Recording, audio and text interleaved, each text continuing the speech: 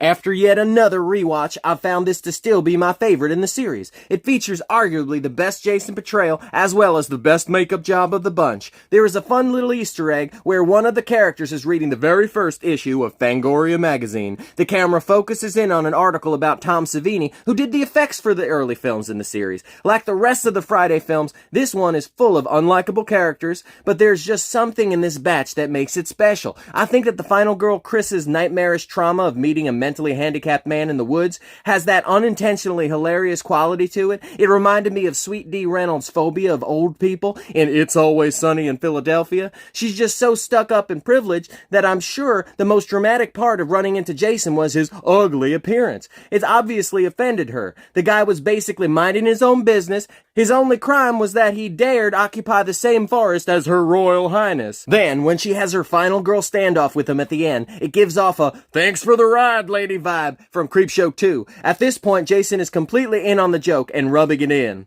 His choice of terrorizing her by repeatedly flashing his pearly whites her way is priceless. Chris has way more of a Sally Hardesty thing going on than Alice did in part 1. You know, the final girl from Texas Chainsaw Massacre. The film ends with her laughing maniacally to herself as she's driven away to safety. She's really lost at that one. I quite love all the 3D gimmick shots on display here. I actually think they work just as well without the 3D glasses. All of these bits just add to the cheese factor. Part 3 is also when the series started to poke fun at itself, allowing for a much more light-hearted experience. Not sure why Jason is completely bald now, though.